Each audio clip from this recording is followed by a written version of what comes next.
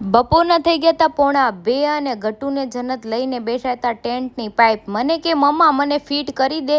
મેં કરી દીધું ફિટ. વારે વારે અમારે એ કાઢી નાખે ને મારે વારે વારે એને ફિટ કરી દેવું પડે. મસ્ત મજાનું એનું ટેન્ટ હાઉસ બનાવી દીધું. મને કે હવે હું અંદર ખેલો. મેં કીધું સારું જાઓ તમે ખેલો.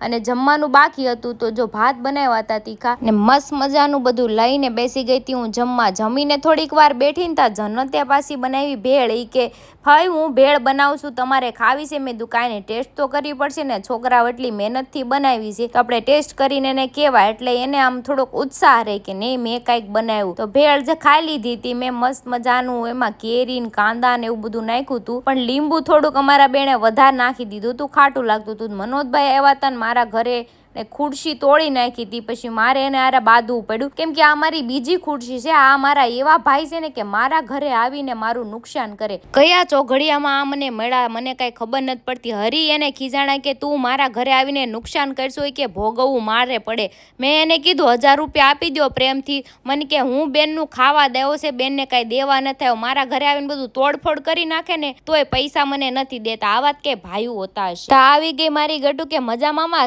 તમે કેમ મારી બીજી ખુરશી તોડી નાખી? વાળ પકડીને ઢહળવા જ માંડી, કેમ કે એને ખબર પડે છે કે મારા ઘરે છે ને તોડફોડ કરવા જ આવે છે. આ મારા કંસ મામા છે, કંસ. ઓશિકું લઈને હુતા તા ગટુ એ ઓશિકું લઈ લીધું કે તમે આ ઓશિકાને તોડી નાખશો. ગટુને એટલી સમજ પડે છે પણ મજા મામા નથી પડતી.